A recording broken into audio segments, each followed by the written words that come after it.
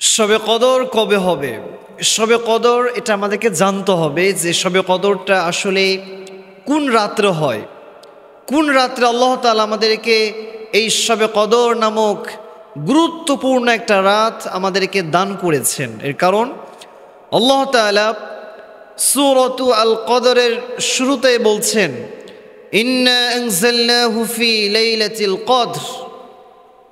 আল্লাহ তাআলা বলছেন, নিশ্চয় আমি আপনাকে লাইলাতুল কদর দান করেছি। সুবহানাল্লাহ পড়েন। ওয়ামা আদরাকা মা লাইলাতুল কদর। আল্লাহ তাআলা বলছেন, ওহে নবী, আপনি কি জানেন যে লাইলাতুল কদরটা কি? লাইলাতুল কদর হচ্ছে এমন একটা রাত, লাইলাতুল কদরি খায়রুম মিন আলফি শাহর। লাইলাতুল কদর হচ্ছে এক রাত্রির ইবাদত হাজার মাসের চেয়েও সেরা। সুবহানাল্লাহ পড়েন। এজন্য প্রিয় ভাইরা, লাইলাতুল কদর এটা অত্যন্ত গুরুত্বপূর্ণ একটা রাত। জানতে হবে আমাদেরকে যে লাইলাতুল কদর এটা আসলে কোন রাত্রে হয়ে থাকে। নবীজি বলেছেন, মান হুরিমা খায়রাহা ফাকাদ হুরিম। যে ব্যক্তি এই শবে কদর থেকে বঞ্চিত হয়ে গেল, সে যেন সব কল্যাণ থেকেই বঞ্চিত হয়ে গেল। প্রিয় ভাইরা, নাউজুবিল্লাহ পড়েন। তাহলে আমাদেরকে শবে কদর মিস করা যাবে না। আসলে শবে কদরটা যে কোন রাত্রে হবে এটা ফিক্স ছিল, এটা নবীজি জানতেন। ইভেন এটা বলার জন্য নবীজি একবার সব সাহাবীদের সামনে আসলেন, সবাইকে বলবে যে আসলে কোন রাত্রিটা শবে কদর হবে এটা বলার জন্য নবীজি সব সাহাবীদের মাঝে আসলেন।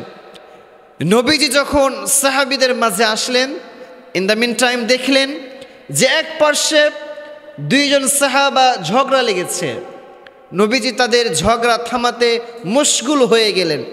এর ফলে রুফিয়াত, এই একটা বিষয়টাকে ইস্যু বানিয়ে আল্লাহ তাআলা এই শবে কদর যে কোন রাত্রে হবে নবীজিকে আল্লাহ তাআলা ভুলিয়ে দিলেন। নবীজি ভিতর থেকে এটা উঠিয়ে নিলেন যে কোন রাত্রে আসলে শবে কদর হবে। তবে নবীজি বললেন, আমার একটা বিষয় খুব ভালো করে স্মরণ আছে, সেটা হচ্ছে ফালতামিসুহা ফিল আশরিল আওয়াখির ফিল বিতরে। তোমরা শেষ দশকের বেজোর রাত্রিগুলোতে তোমরা শবে কদরকে তালাশ করো।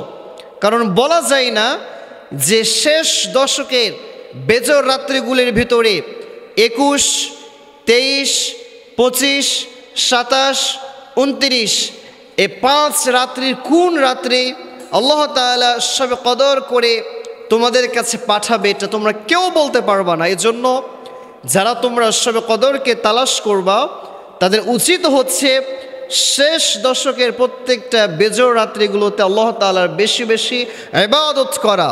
আর যে ব্যক্তি শবে কদর পেয়ে যাবে, যে ব্যক্তি শবে কদরে নিজের সবটুকু দিয়ে ইবাদত করতে পারবে, নবীজি বললেন আল্লাহ তাআলা ওই ব্যক্তির আমলনামাতে এত পরিমাণ সওয়াব দান করবে যা সে কল্পনাও করতে পারবেন না। প্রিয় ভাইরা, সুবহানাল্লাহ পড়েন। আবার আল্লাহ তাআলা নিজেও বলছেন, এই শবে কদরে যদি কেউ ইবাদত করতে পারে আল্লাহ তাআলা ওই ব্যক্তির আমলনামাতে 1000 মাস ইবাদত করতে পারলে যে পরিমাণ সওয়াব আল্লাহ তাআলা তার চেয়েও বেশি সওয়াব দান করে দেন। সুবহানাল্লাহ পড়েন।